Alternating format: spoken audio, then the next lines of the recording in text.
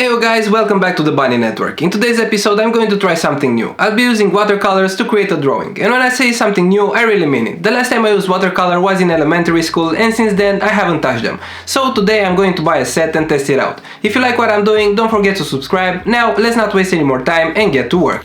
Okay, first things first, the equipment. I bought a Faber-Castell watercolor set and some brushes. Besides this, I also need a water container and some thicker 300-gram paper because it's perfect when working with water. Let's see what colors are in the set. I chose the 24 color version, but I don't think I necessarily need that many since they mix pretty easily. Along with the colors, I also got this water pen, which looks interesting. I don't know exactly how to use it, but I assume it works like a regular brush. I usually test the colors on a separate sheet before starting the final drawing. This helps me understand how each color looks and is definitely more accurate than the printed swatch on the back. The watercolors look good, the pigments are vibrant and seem to spread nicely on the paper. I do a few tests and the colors are strong, but I know they might behave differently once I start the actual drawing. For now they look good, but I'm sure it's going to be a challenge. Now that I have a rough idea of how they work, let's move on to the most important step. Before I start painting, I need a plan for today's piece. Everything starts with the concept. I sketched several ideas in my sketchbook and decided I'd draw a rabbit sleeping on a lotus leaf surrounded by trees and other vegetation. Then I arranged all the elements into a clear composition on my tablet to make it easier to transfer. Now that everything's ready and I have the sketch on the paper, we can get started. I'm really curious to see how it turns out. I started with the sky and of course that's where the problems began. When I filled in the shapes, the colors were way too transparent. Even though they seem vibrant during testing, they don't behave the same while I'm painting. On top of that, the water spread too much and the image doesn't look how I wanted. I gotta say, my first painting is an epic fail. Okay, I need to rethink my approach. Okay guys, this is how the color drawing looks like. I'm a bit disappointed, but since it's my first time using watercolors, it was to be expected.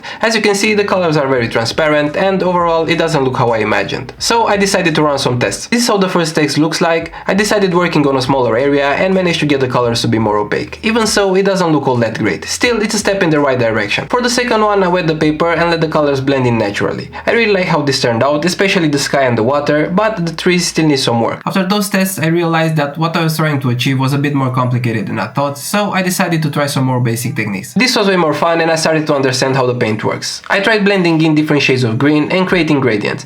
It's much trickier than I expected, so I need to change my sketch up a bit. The concept stays the same, but I'll reduce the number of elements. So let's see how it goes. After seeing that the first attempt didn't work, I decided to redo the sketch digitally. The number of elements was too high and apparently working with watercolors is much harder than I thought. And so I simplified the drawing, removing some details but keeping the same concept. This step gave me more control over the drawing, and now that I got a sketch, I'm ready to try again. Fresh water ready, let's go for round 2. Okay, so the first thing I've learned is that I need to wet my work area pretty well before applying color. The paper I'm using is quite thick, which means it absorbs water well and won't wrap too much. Now I know what to do. Layers. I started with a light base layer using a bright shade of green for the bushes behind the rabbit. Once I was happy with it, I added a darker shade and let them blend on the paper. And guess what? It's actually starting to look pretty okay.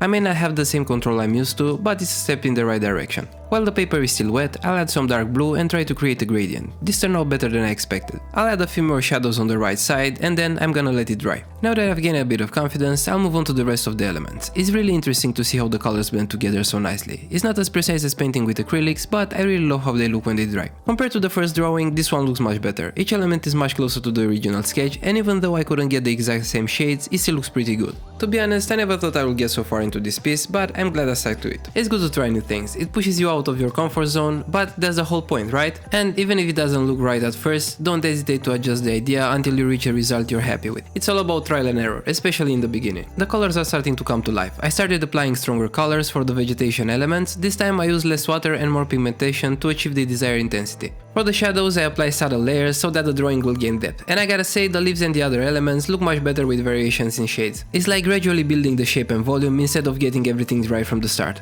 This helps me especially with details where I want to maintain a balance between light and shadow. But so far so good. I like the direction this drawing is going and I cannot wait to see the final result. If you have any tips, don't hesitate to drop them in the comments. For the bunny, I use a single color that I diluted very well. When it's this transparent, it gives me the feeling of a soft brush in Procreate. After the first layer, I started adding more pigment and letting the colors blend into each other. Now that I've colored the rest of the elements, it's time to do the reflection. And this step gave me a lot of anxiety, especially since I had come this far with this piece. After the paper dried, I added a few more details on the leaves and finally it was done. This is how it looks so far. I'm happy with how it turned out and I hope you like it too. Now let's move on to the next step. Okay guys, I finished painting. While the paper dries, let's look for some liners so we can start the outline.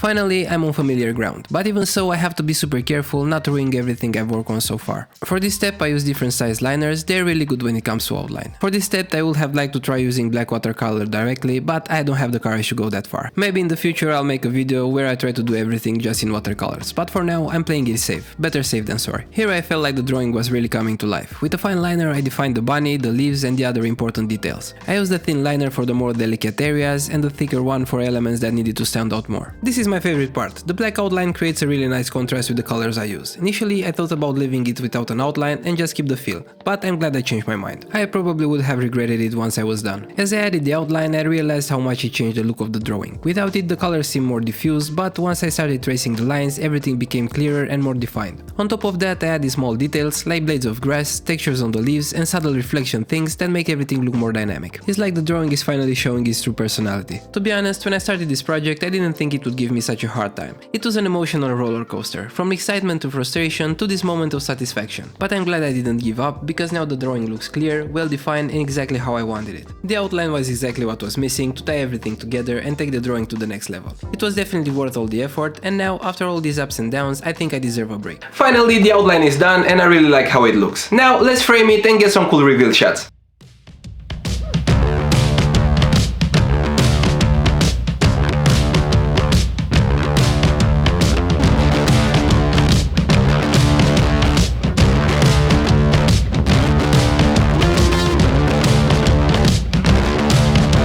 That's it for today's episode guys, thank you so much for watching. It was way more difficult than I expected, but in the end I managed to create something I actually liked. I'll definitely try to create more artworks with watercolor, but for now I need a little break. And if you wanna stay up to date with everything I post, don't forget to click the bell icon. Let me know your thoughts in the comments, and until next time, see you right here on the Bunny Network.